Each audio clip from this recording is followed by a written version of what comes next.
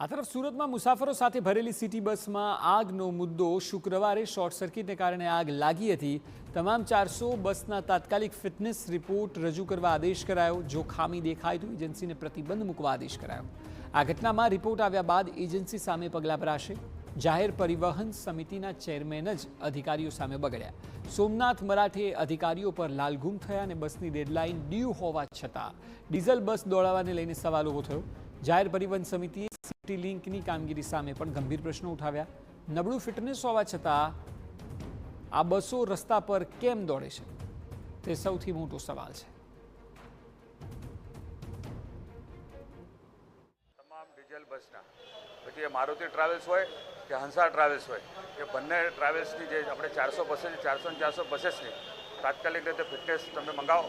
એન્જિનની શું પરિસ્થિતિ છે, બોડી લાઇનની શું પરિસ્થિતિ છે, બીજી વાર આવી કોઈ ઘટના શહેરમાં નહીં બને એના માટે ડેપો મેનેજર કે અન્ય એનો સ્ટાફ હોય કે અમારે પેલા સિટી લિંકના મેનેજર હોય, તમે રસ્તા પર ઉતરીને બસે ચેક કરો, પોતે બસમાં બેસો, બસની અંદર સફાઈ થાય છે કે નહીં, તમામ બાબત ડ્રાઈવરો બેલ્ટ લગાવે છે કે નહીં, ડ્રાઈવરો ગાડી પરફેક્ટ હાંકે છે કે નહીં, ઝેબ્રા ક્રોસિંગ પર ગાડી સાયલેન્સ કરે છે કે નહીં, સ્પીડની લિમિટ જે આપણે ગાડીથી બાંધીએ છીએ પરફેક્ટ છે